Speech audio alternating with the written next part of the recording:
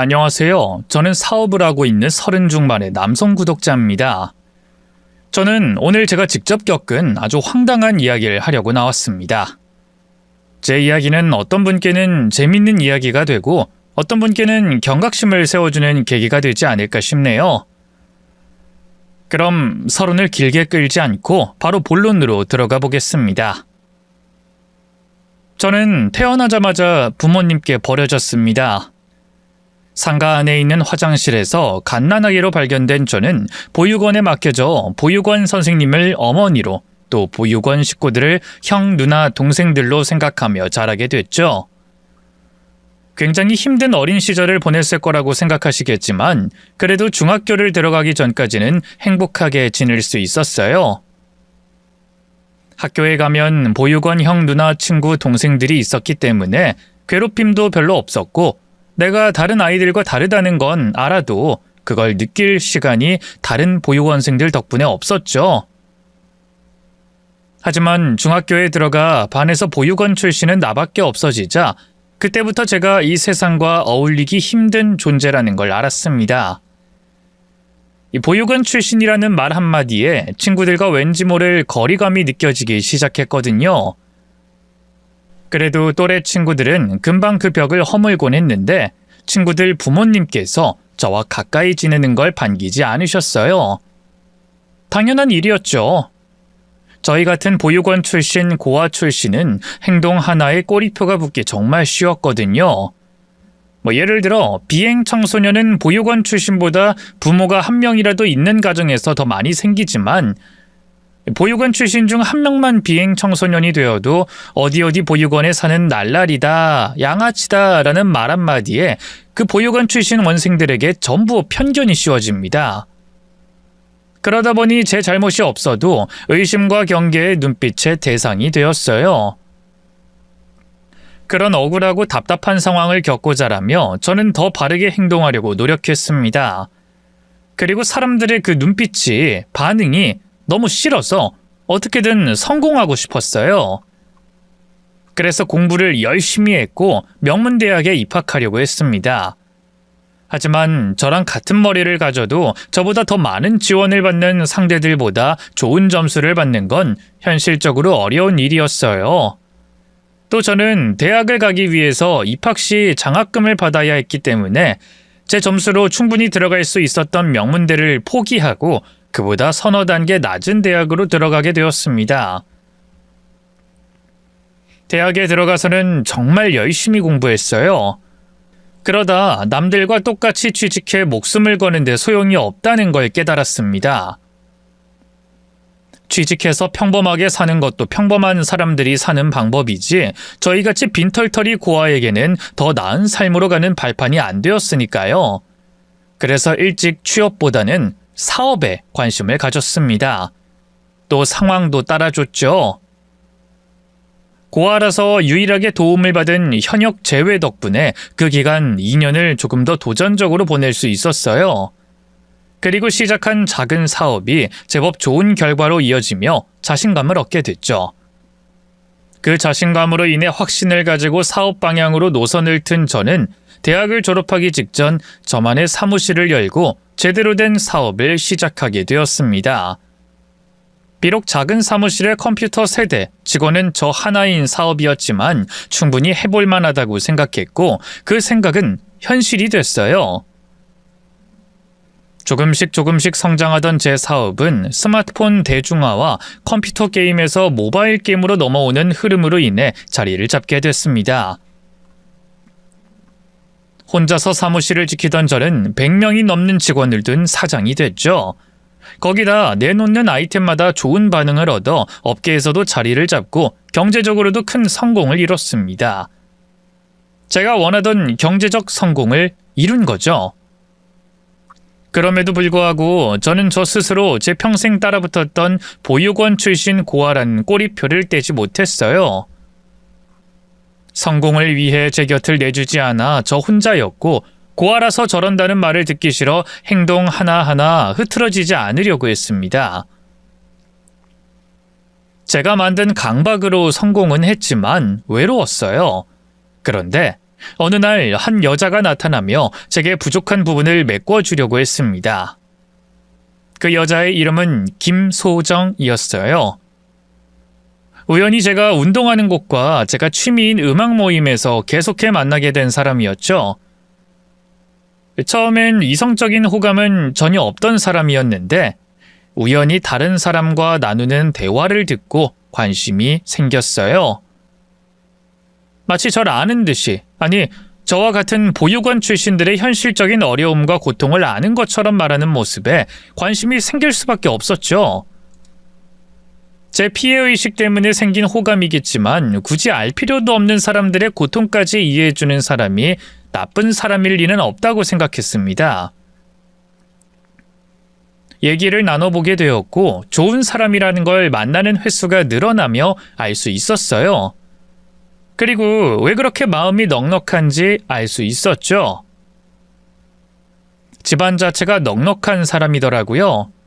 그런 이유 때문인지 그녀는 모든 일에 긍정적이었고 남을 배려할 줄 아는 사람이었어요. 그녀를 보며 나를 투영하면 안 된다고 생각했지만 그런 여자라면 날 감싸 안아 주지 않을까, 날 이해해 주지 않을까 생각이 들었습니다. 제가 먼저 고백했고 우리는 사귀게 됐어요. 이후 여자친구와의 연애는 강물이 흐르듯 잔잔하게 또 순조롭게 흘러갔죠. 나를 이해해주고 믿어주는 사람이 있다는 것만으로도 저에겐 너무 든든한 기분이 들었어요. 거기다 여자친구뿐만 아니라 여자친구의 가족들까지 저에게 많은 응원과 위로 또 격려를 해주었죠. 여자친구 가족들을 생각보다 일찍 만나게 되었는데 그들 역시 여자친구처럼 넉넉한 마음을 가지고 있었거든요. 아유, 이거 참 우리가 연애하는데 방해하는 거 아닌가 모르겠네.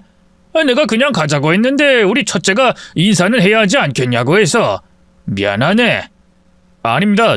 제가 먼저 인사를 드려야 했는데 그러지 못해 죄송합니다. 그리고 전혀요. 이렇게 뵙게 돼서 반갑고 좋습니다. 아빠 봐봐. 내가 괜찮을 거라고 했지? 소정이 얘가 얼마나 자랑하던지 귀에 먼지가 않게 말하길래 좋은 사람인 것 같았어. 아빠도 알잖아. 소정이 까다로운 거. 이제까지 뭐 조금 마음에 안 든다고 헤어진 남자가 몇이야. 언니. 뭐 어때? 어차피 승현씨가 네 마지막 연애 상대 아니야? 좋아 죽겠다며. 다 마음에 들어서 결혼하고 싶다며. 그 얘기를 왜 여기서 해? 진짜. 하하하. 우리 소정이가 승현군을 그 정도로 생각하고 있었어. 이야, 이거 아빠가 마음의 준비를 빨리 해야겠다. 그리고 소정이 너도 이왕 잡을 거면 빨리 잡아야 할 것 같은데 내가 말로만 듣던 것보다 이 생각했던 것보다 이 사람이 더 잘나 보여. 과찬이십니다. 제가 사정도 많은 사람이라 마음에 안 드실 부분도 많으실 겁니다. 아유, 너무 그렇게 주눅들 필요 없네. 무슨 사정 가지고 있는지 다 아니까. 그리고 그게 오히려 대단하다고, 장하다고 지켜세울 일이지. 왜 마음에 안 들 부분인가? 자네가 살아온 삶 중에 부끄럽고 자네 잘못인 게 있나? 아니잖아. 그 어려움 다 극복하고 번듯이, 아니, 사회의 대단한 자리에 올라와 있는데 왜 주눅이 들어? 난 자네 배경, 살아온 이야기 듣고 정말 대단하다고 생각했어. 실제로 봐서 이상한 사람만 아니면 내심 소정이랑 결혼했으면 싶었다고. 아니, 내 딸 빨리 해치우고 싶어서 그런 게 아니라 너무 좋은 사람이라 놓치기 아까워서 말이지. 근데 소정이 뜻도 그렇다면야 나도 환영이지. 아빠, 오늘 처음 보는 자리인데 뭘 그렇게까지 얘기해요. 오빠, 너무 부담 갖지 마. 아빠랑 언니가 오빠가 마음에 들어서 오바하는 거야. 처음 만난 자리에서 딸 남자친구에 대한 칭찬은 당연한 거겠지만 그래도 듣기 좋은 말에 아버님 말씀이 진심이든 아니든 기분이 좋았습니다. 그리고 그때 첫 만남의 좋은 기억 때문인지 여자친구 아버님과 언니를 만나는 게 그리 부담스럽지 않았어요. 이후에도 꽤 자주 셋이서 넷이서 만나며 많은 대화를 나누곤 했죠. 하하하, 아이고 희한한 사람일세. 자네 나이에 게임을 싫어하는 사람도 있어? 거기다 그쪽으로 일을 하는데. 싫어하는 것보단 일이 돼서요. 마냥 즐기질 못하니 그게 스트레스로 다가올 때가 있더라고요. 그래서 잡생각이 안 드는 걸 취미로 삼았습니다. 뭐 음악 듣기, 와인 마시기, 레고 조립 같은 걸로요. 아유, 그래? 그럼 자네가 나 음악 좀 접하게 해주게. 내가 음악 쪽으로는 아는 사람이 없어서 그동안 접하지 못했거든. 이 소정이가 음악에 취미가 있다는 것도 자네 만나고 알았다니까. 그리고 자네 혹시 낚시 배워보겠나? 낚시요? 그래, 낚시. 내가 봤을 때 자네 성격이면 낚시가 잘 맞을 것 같네. 내가 또 낚시 광이기도 하고.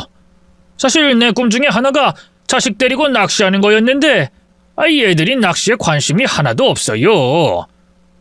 어때? 자네 나랑 가보겠나? 네, 뭐 저야 가르쳐 주신다면 좋죠. 아우, 벌써 남자끼리 뭉치는 거야? 아빠, 제부 데리고 적당히 돌아다녀요. 그러다 소정이 화내. 제부, 아빠 따라다니면 고생 엄청 해요. 파도 쳐도 그거 맞으면서 낚시해야 한다니까? 그러니까 무조건 좋다고 하지 말아요. 싫으면 우리가 아빠한테서 보호해 줄 테니. 네? 네.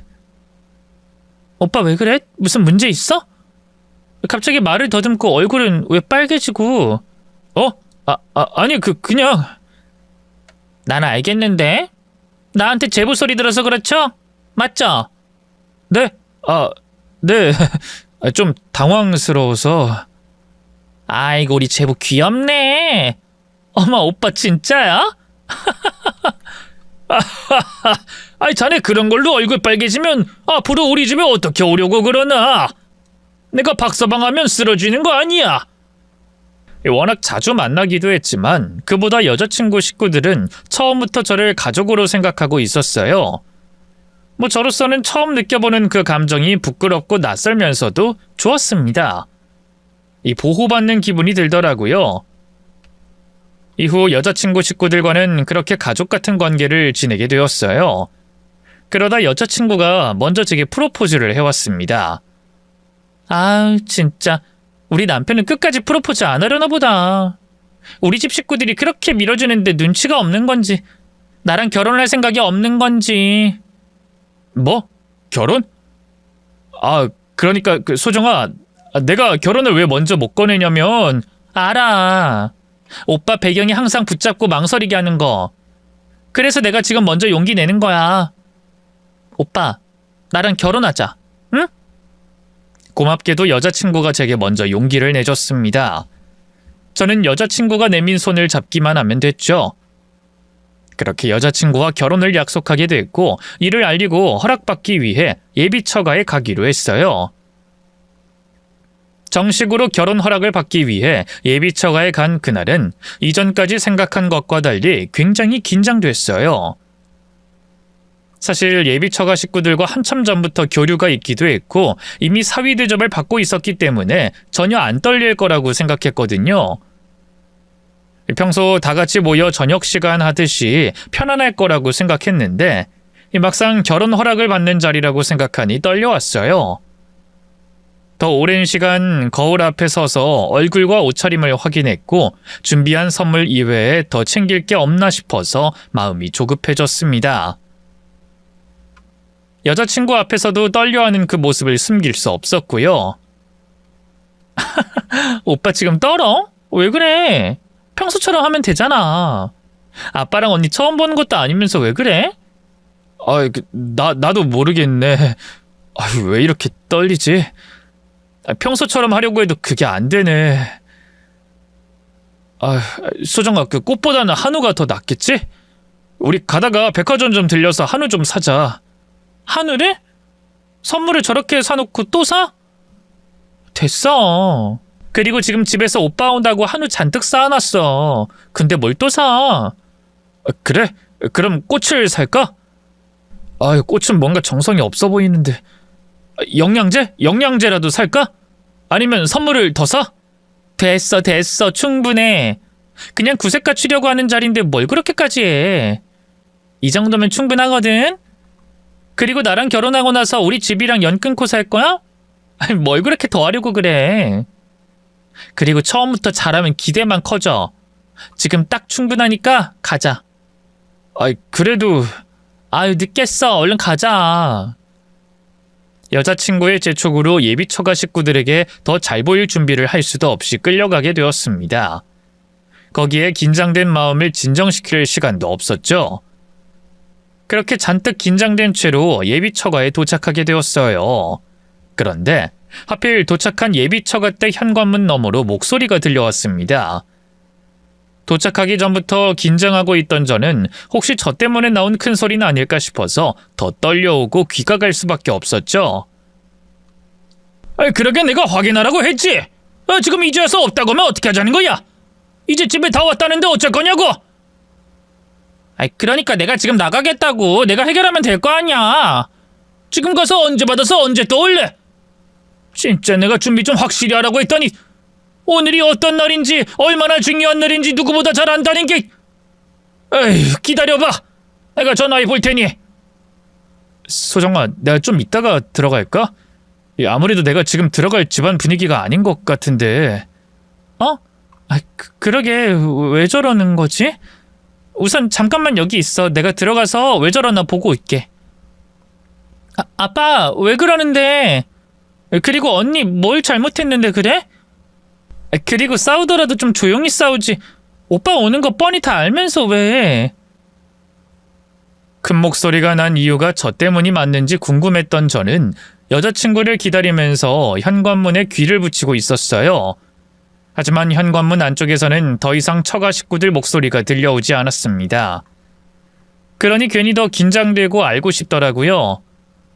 하지만 밖에서 기다리는 것밖에 할 수 없던 저는 초조하고 긴장된 마음으로 제가 다툼의 원인이 아니게 오늘 결혼 허락받는데 아무런 일도 없길 바랄 수밖에 없었죠. 이후 한 5분 정도 시간이 흘렀고 여자친구가 현관문을 열어줬어요. 다행히 다른 처가 식구들 얼굴도 밝아 보였고 저를 반갑게 맞이해줬죠. 미안, 놀랐지. 별거 아니니까 걱정 안 해도 돼. 우리 집 식구들이 별것도 아닌 걸 가지고 저러고 있더라고. 오빠 온다고 긴장했나 봐. 평소엔 높이지도 않던 목소리까지 높이고 말이야. 아이고 창피해서 어쩌나. 우린 자네가 이렇게 빨리 올 줄 모르고 말이야. 소정이 말대로 별거 아니니까 걱정하지 말게. 내가 우리 귀한 사위 온다고 소연이에게 뭘 좀 시켰는데 그걸 글쎄 까먹었지 뭐야. 그러게 내가 확인을 하라고 했는데 에휴, 얘도 자네 온다고 하니까 긴장했나 봐. 제부 미안해요. 우리가 준비한 게 있었는데 내가 깜빡하는 바람에. 아닙니다. 전 이렇게 저 반겨주시는 것만으로도 충분한데요. 괜히 저 때문에 다투시고 제가 죄송합니다. 제가 혹시나 싶어서 소정이에게 특별히 다른 건 준비하실 필요 없다고 했는데 한 번 더 말씀 전할 걸 그랬습니다. 아니야. 우리가 자네에게 잘해주고 싶어서 그런 걸. 자네가 미안해할 필요 없어. 그리고 소연이 얘가 칠칠치 못해서 그런 걸. 야 소연아, 오늘 우리 박서방 기분 안 좋으면 전부 다 너 때문인 거다. 알지? 아빠 말을 또 왜 그렇게 하고 그래? 그래서 내가 갔다 온다고 했잖아. 그만 좀 해. 손님 두고 또 뭐 하는 거야? 이제부터 두 사람 모두 우리 오빠에게 관심 좀 가집시다. 오빠, 이리 와. 여기 앉아. 목소리가 커진 이유를 듣고는 한숨이 놓였어요. 저를 위하다 생긴 일이라고 하니 그때까지 저 혼자 걱정하고 긴장하던 마음도 스르륵 풀리기 시작했죠. 이후 긴장이 풀려서 그런지 처가 식구들과 이전처럼 즐거운 시간을 보낼 수 있었습니다. 하지만 즐거운 시간을 보내면서도 혹시나 너무 격없이 대해 제가 실수를 저지르진 않을까 싶어서 정신을 꽉 잡고 있었죠. 그런 제 모습이 불편하게 보였는지 아버님께서는 계속해서 제게 너무 격식 차리지 말라며 술을 권하셨어요. 박서방 자네 정말 이럴 거야. 내가 결혼 허락한다니까. 아니지, 자네도 알잖아. 진작에 결혼 허락했고 자네는 이미 내 사위라는 걸. 근데 계속 이렇게 있을 거야? 한 가족이라니까. 그런 좀 흐트러진 모습도 보여야지. 이 사람이 너무 격식 차리고 예의 차리면 그것도 별로야. 오히려 내가 섭섭하고 자네가 어렵게 느껴진다고. 그래도 장인어른 앞에서 예의를 차려야죠. 그러지 말라니까. 내가 더 불편해서 그래.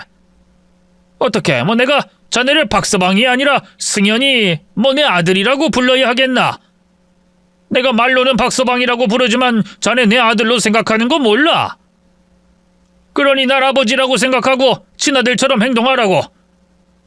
자네 아버지 앞에서 취할 수도 있고 방구도 좀 낄 수 있는 거지 않나? 좀 편하게 대하라고. 나도 딸만 둘이라 아들이 필요해서 그래. 어? 그래요, 제부. 우리 아빠 딸 둘에 끼어서 맨날 아들 타령을 얼마나 했는지 몰라요. 그러니까 오늘만이라도 우리 아빠 아들 갖는 소원 이루게 해줘요. 그래도 오빠 괜찮아. 우리 가족들 뒤끝 없는 거 알지?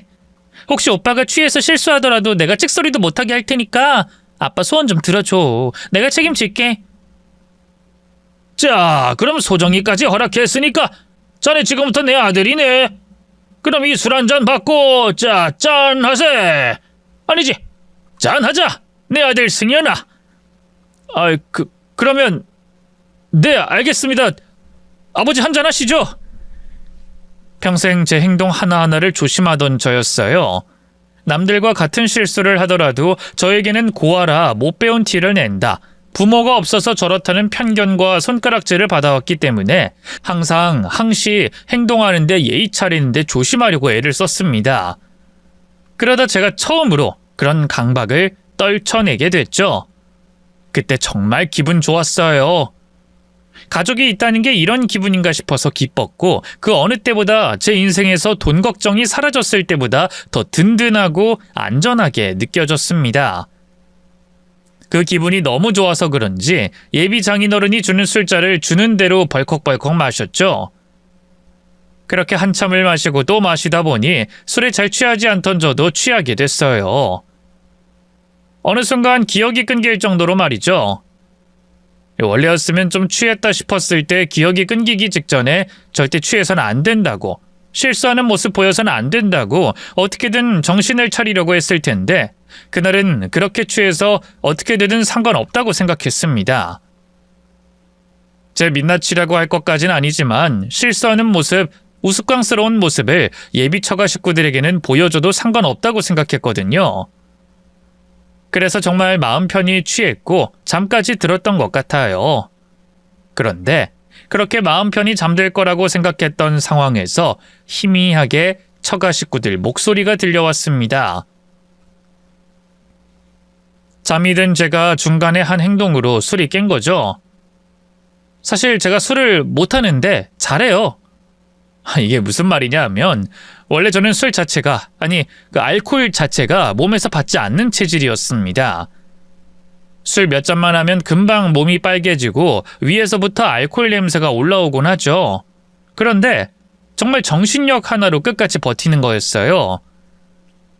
앞서 설명한 것처럼 제가 취해서 한 실수로 편견 어린 시선과 손가락질을 받게 될까봐 또 끝까지 술에 취하지 않아야 분위기 망치지 않고 인간관계든 사업에 있어서든 더 좋은 기회를 만들 수 있었기 때문에 정신력으로 버텼던 거죠.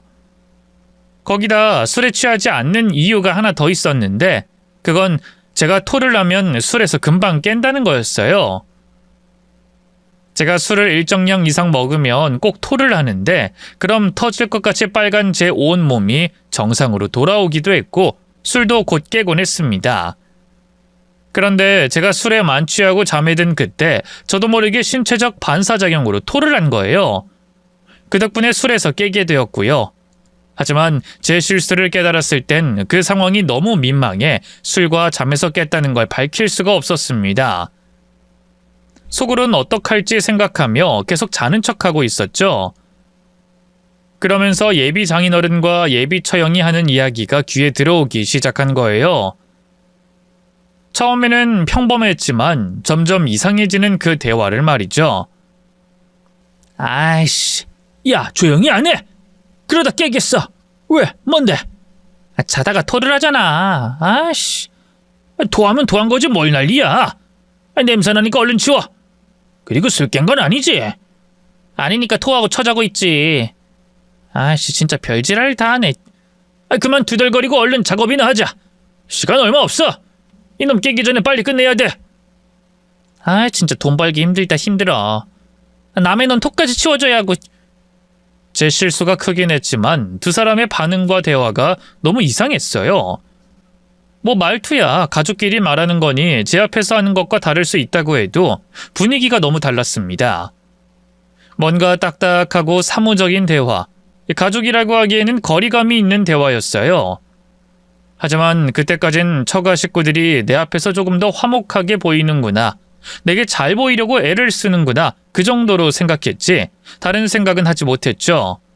아니, 할 수가 없었죠. 그들이 진짜 가족이라고 생각했으니까요. 하지만 그 생각은 바로 이어지는 대화와 그들의 행동으로 인해 바뀌기 시작했습니다. 우선 예비 장인어른과 처형은 제 털을 치운 다음 제 휴대폰을 가져가 만지기 시작했어요. 제 휴대폰에 은행 앱이 뭐가 있는지 확인하고 추가적으로 깔 수 있는 앱이 뭐가 있는지 서로 얘기하고 있었죠. 그리고 화장실에서 나온 여자친구가 거실 바닥에 누워있던 저를 반쯤 일으켜 세워 소파에 기댔습니다. 기대고 난 뒤에는 제 외투에 있던 지갑에서 주민등록증을 빼서 장인어른과 처제에게 줬죠. 아우 힘들어. 이제까지 둘이서 휴대폰만 만지고 있었어? 뭐 하는 거야? 일을 망쳤으면 제대로 빨리 할 생각을 해야지. 진짜 짜증나네.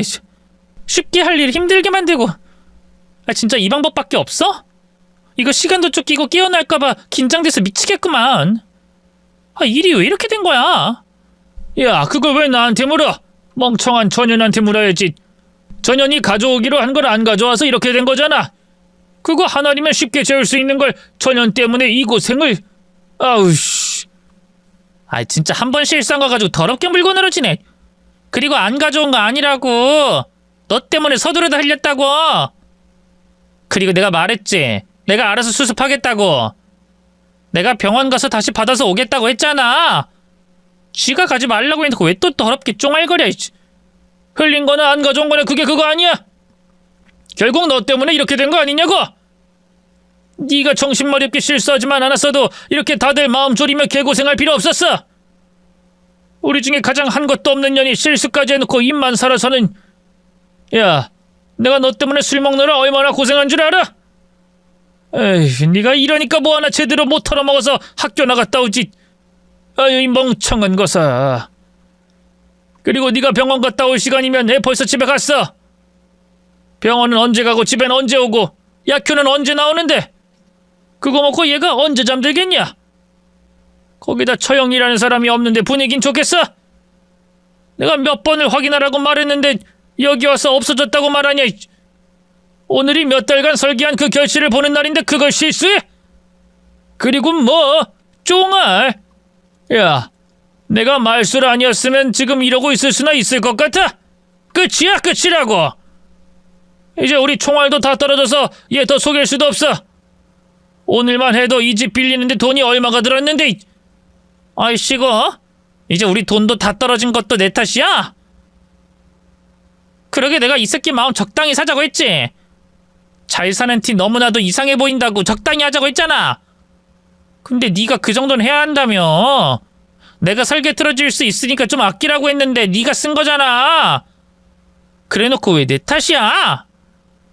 그리고 번번이 짭스한테 잡혀서 학교를 집처럼 들락거린 사람이 누군데? 너잖아, 너. 근데 어디서 날 아마추어로 봐? 뭐? 전현이 끝까지 지가 실수하건.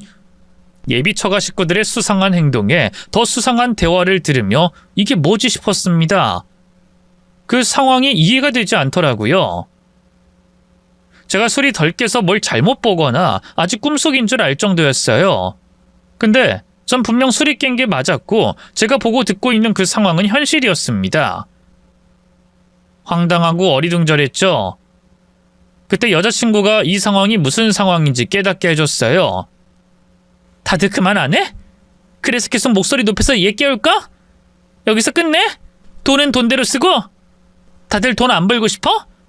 돈 벌려고 이제까지 이 짓거리 한 거 아니야. 야, 최현진, 어찌됐든 네가 실수해서 일이 이렇게 꼬인 거 아니야? 근데 무슨 할 말이 있다 계속 불만이야?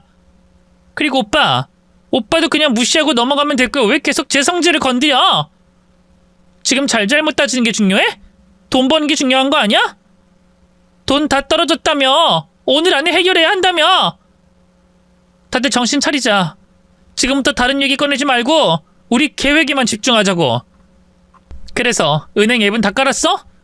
돈 빌릴 사채업자 번호도 다 준비됐고? 그리고 오빠, 얘 확실히 취한 거 맞지? 어떻게 지금이라도 입에다 술 넣어야 해? 중간에 깨면 안 되는 거 알지? 야, 내가 술 먹다 죽을 뻔했어. 확실히 취했다고. 지금 봐봐, 완전히 뻗었잖아. 토해도 토한 줄 모르고 자고 있어. 저땐 누가 어버가도 몰라. 눈 강제로 벌려도 모른다고. 그리고 깨도 술 취해서 현실인지 꿈인지 구분도 못해. 그럼 준비 다 되면 내가 얘 눈 벌려서 인증 가능하게 할 테니까 차례대로 은행 앱에 들어가서 돈 이체해. 비밀번호 거기 3개 중 하나니까 그걸로 하고, 은행 중에 모바일로만 대출 가능한 데 있으니까 거기서 대출도 받아야 된다. 그 다음에 사채로 가는 거야. 알겠지? 여자친구 입에서 나온 이야기를 들으며 저는 또다시 제가 겪고 있는 상황이 현실인가 다시 확인해야 했습니다. 제가 보통 상황에 놓여진 게 아니더라고요. 범죄 현장, 그것도 철저히 저를 속인 범죄 현장 그 한가운데 있었어요. 그것도 범죄자 3명이 저를 둘러싼 채 말이죠. 네, 그렇습니다. 제가 결혼까지 마음먹은 여자친구가 저에게 가족이 되어줄 거라고 생각한 장인어른 처형이 사실은 사기꾼들이었어요. 저를 속여 제 마음을 얻고 저를 어떤 방법으로든 불가항력 상태로 만든 뒤 스마트폰에 있는 은행 앱과 본인 인증, 본인 확인이 가능한 신분증, 그리고 휴대폰으로 손쉽게 받을 수 있는 사채를 받으려고 한 겁니다. 평생 범죄와는 관련되어 본 적 없는 저였기 때문에 그 상황이 너무 놀라웠고 겁이 났어요. 거기다 아직은 내가 사랑한 여자친구가 저를 속였다는 게, 제가 사람 좋은 모습을 한 장인어른과 처형이 사기꾼이라는 게 믿어지지 않는 상황이었습니다. 머릿속에서는 수백 수천 가지 생각이 돌고 있었고 제가 어떻게 해야 할지 갈피가 서지 않았죠. 그러는 사이 3사람은 자기들 계획대로 제 계좌에서 돈을 빼내려고 했어요. 딱히 방법이 없었습니다.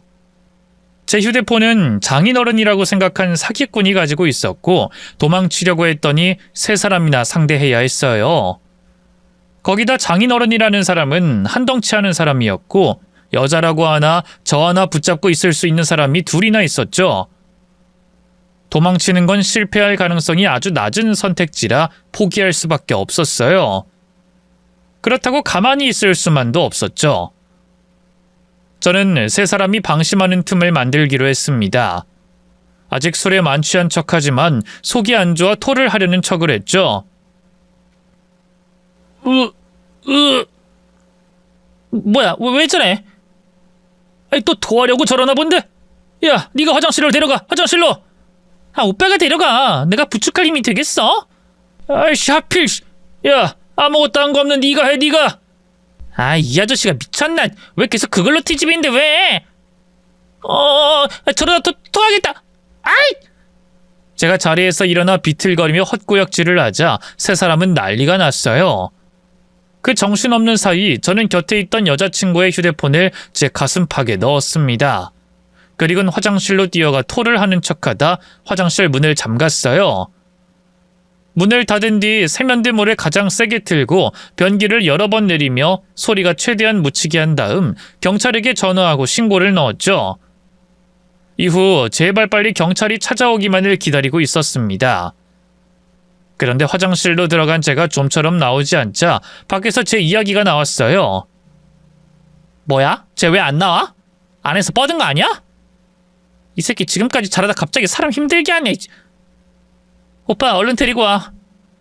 아이씨, 이거 뭐야? 왜 문이 잠겼어? 야, 아니다. 박서방, 자네 괜찮나? 문은 왜 잠갔어? 박서방! 왜, 답이 없어? 안에서 자는 것 같아? 여기 이걸로 문 열어봐. 오늘 밤 진짜 길다 길어. 아, 눈앞에 다 와가지고 왜 이러냐? 이건 또 왜 이래? 이거 문은 열렸는데. 아이씨, 뭐야? 이거 안에서 미는 것 같은데? 뭐? 밀어?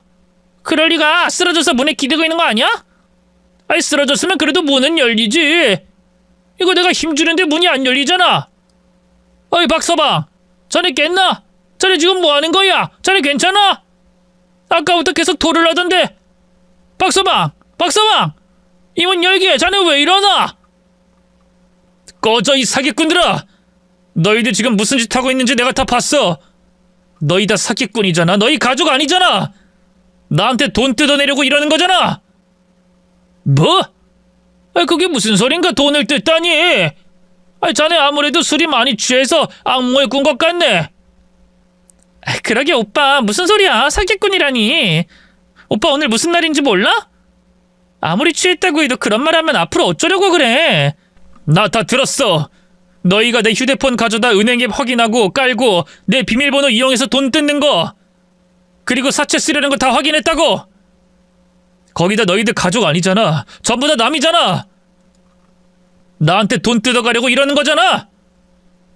밖에서 화장실 잠금 장치가 풀린 순간부터 다른 방법이 없다고 생각했습니다. 경찰이 올 때까지만, 제발 경찰이 올 때까지만 버티자는 생각이었죠. 그래서 저도 제가 아는 걸 다 말했어요. 그러자 제 반응에 당황한 사기꾼들은 거짓말을 쏟아냈습니다. 어떻게든 문을 열기 위해 거짓말을 했죠. 하지만 제가 속지 않고 모든 걸 다 봤다고 하자 곧바로 태도를 돌변했어요. 가면을 벗고 원래 모습을 보여줬죠. 아이씨, 되는 일 더럽게 없네. 야, 아무래도 저거 묻거나 어떻게 다른 손을 써야 되겠다. 아는 사람 중에 입 잘 닫게 하는 사람 있으면 연락 좀 해봐. 수소문 하든가. 뭐? 뭘 어쩌려고? 야이씨, 우리 시간 없어. 여기 내일 아침이면 깨끗이 정리해서 떠나야 해. 근데 여기서 계속 이러고 있을 거야? 그리고 다 알았다고 하잖아. 근데 뭐 어떻게 가만히 둬? 저거 끄집어내서 돈 받아내고 뒤처리해야지. 야, 그래, 네 말 다 맞아. 근데 뭐 어쩌라고? 너 도가내든 쥐야. 내가 이 문 하나 못 부술 것 같냐? 내가 지금 힘 빼기 싫어서 이러는 거니까 좋은 말 할 때 나와. 그리고 어려운 세상 돈 좀 나눠 갖자. 우리가 얼마나 힘들면 이러겠냐? 너도 고아라서 잘 알 거 아니야. 서로서로 돕고 살아야지, 안 그래? 웃기는 소리 하고 있네. 내가 왜 내 돈을 사기꾼 놈들에게 줘? 거기다 지금까지 날 속여놓고 돈을 달라고? 못 줘, 안 줘. 대신 내가 너희들 깜빵에 보내줄게. 그거면 됐냐? 이게 아직 사태 파악이 안 되네. 야, 고아야, 지금 네 휴대폰 우리한테 있어. 그리고 고아이 새끼 하루 없어진다고 누가 찾아? 너 진짜 그러다 큰일 난다. 나 생각보다 무서운 사람이야. 어? 괜히 까불다 몸상하지 말고 후회하지 말고 순순히 문 열고 돈 내놔. 오빠, 그렇게 해. 이러다 진짜 우리도 눈이 돌아서 어떻게 할지 몰라서 그래. 사람이 궁지에 몰리면 무슨 짓이라도 한다고 그러잖아. 우리가 오빠 때문에 본 손해가 좀 많아.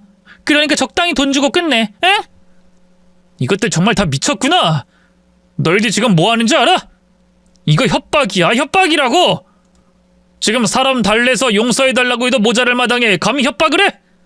너희들이야말로 후회하게 될 줄 알아. 알았어? 아, 진짜 이게 끝까지 주제 파악 못하고. 야, 내가 몸 부순다 부숴. 에이! 에이! 협박이 통하지 않자 장인어른인 척 행세했던 사기꾼 놈이 정말로 화장실 문을 부수려고 했어요. 그런데 그때 초인종 소리가 들렸습니다.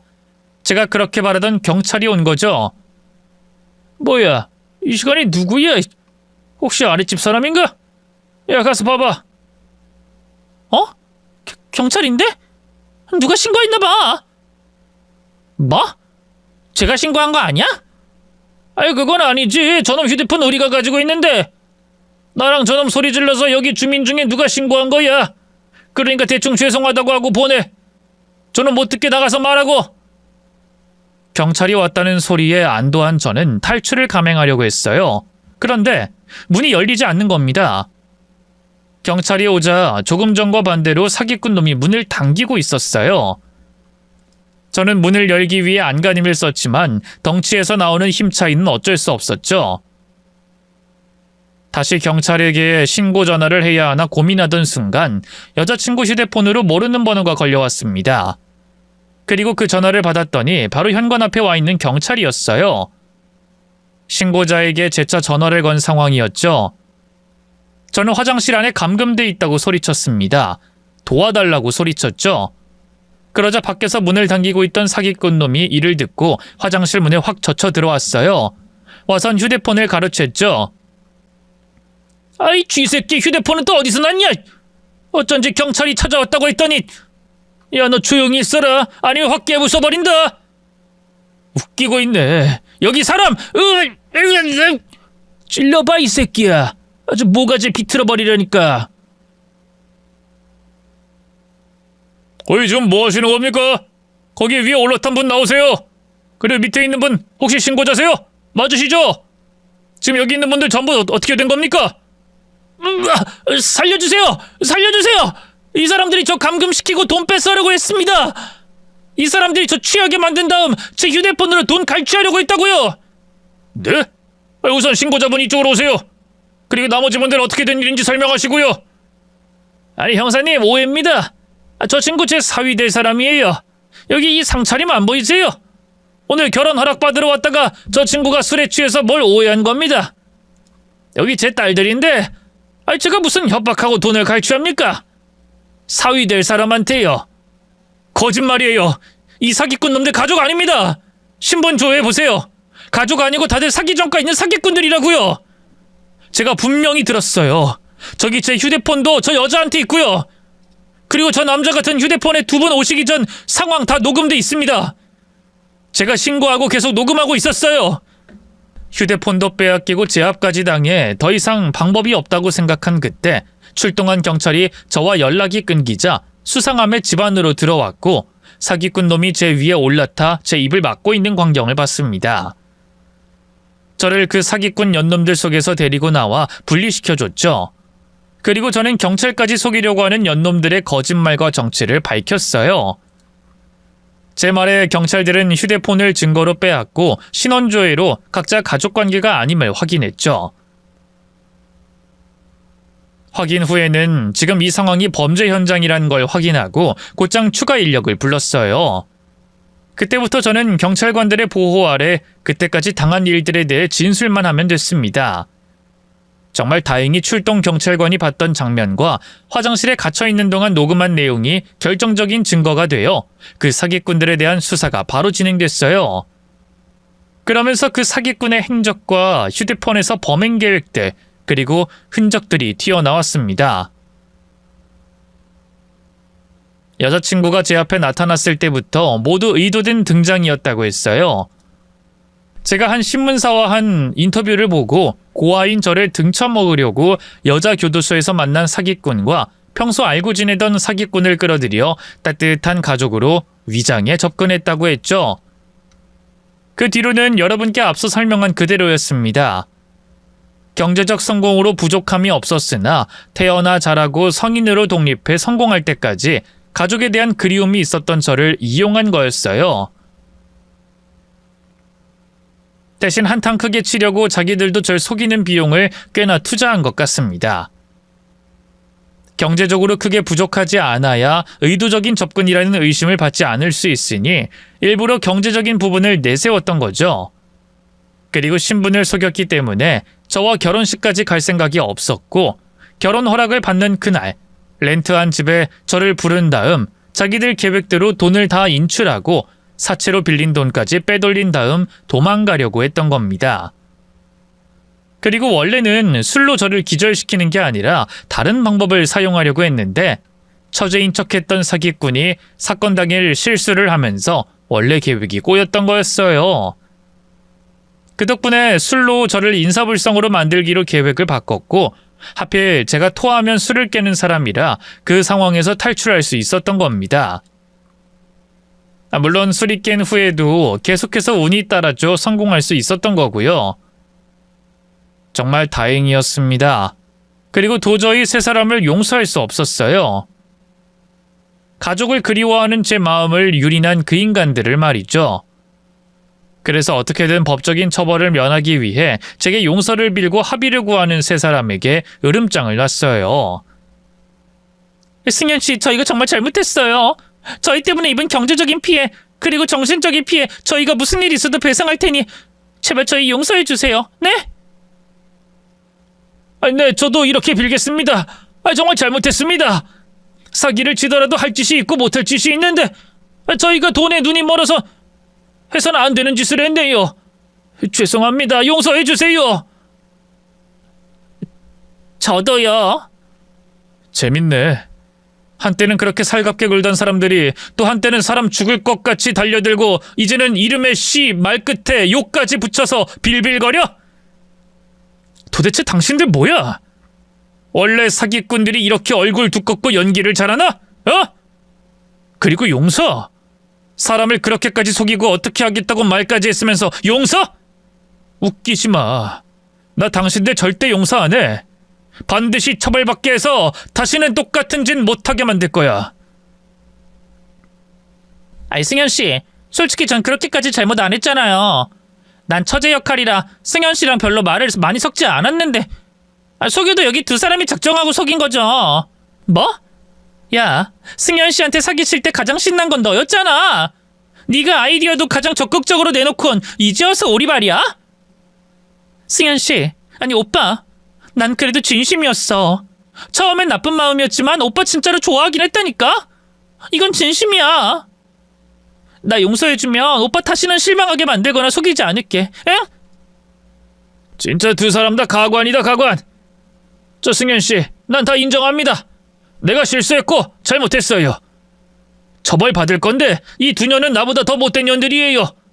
승현씨에게 접근하자고 한 년은 지금도 거짓말하고 있는 인연이고 저 년이 가족인 척하자 인사불성 만들자 설계한 년이라고요. 그러니까 혹여나 마음 흔들리지 마세요. 나는 진심으로 반성하고 잘못했다 하는데 얘들은 아니라고요. 네? 뭐? 오빠, 오빠의 말로 어디서 거짓말이 개소리야. 맞아. 그날 오빠가 승현 씨 처리하려고 했잖아. 그리고 반성? 그게 말이 돼? 사기꾼 새끼들 다 조용히 해! 너희들 아무리 내게 용서 빌고 배상이니 뭐니 사탕 발림 소리 해도 소용없어. 너희 같은 사기꾼 말들 믿지도 않고 듣고 싶지도 않아. 아까 말한 것처럼 너희들 처벌받게 해서 잠깐이라도 똑같은 짓 못하도록 막을 거야. 알겠어? 이미 여러 번의 동일 전과로 인해 1, 2년 짧게 살 형도 더 오래 살게 됐던 세 사람은 사기뿐만 아니라 특수감금 및 특수폭행, 그리고 협박까지 죄가 추가되어 제법 긴 형을 살게 되었어요. 제 바람처럼 말이죠. 하지만 그들의 처벌과 상관없이 저는 어느 1년간 그 사건에 대한 후유증이 이어져 갔습니다. 이 세상에서 가장 힘든 게 사람한테 상처받는 일인데 안 그래도 고아로 대인관계에 있어서 상처를 쉽게 받는 저에겐 큰 충격이 될 수밖에 없었어요. 그렇지만 충격과 시련은 언제나 극복해야 하지 않겠습니까? 저는 사람에게 받은 상처를 사람으로 씻어내려고 노력했고 결국은 극복할 수 있었어요.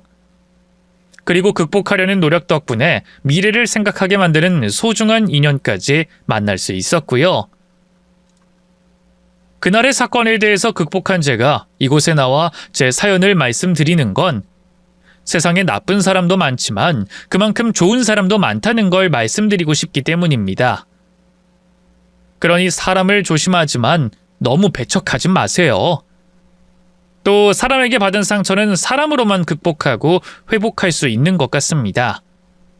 그러니 지금 옆에 계신 좋은 분들과는 더더욱 관계를 두텁게 맺으시고 그 관계가 아직 어색하거나 가깝지 않다면 가까워질 수 있게 잡으시길 바라겠습니다.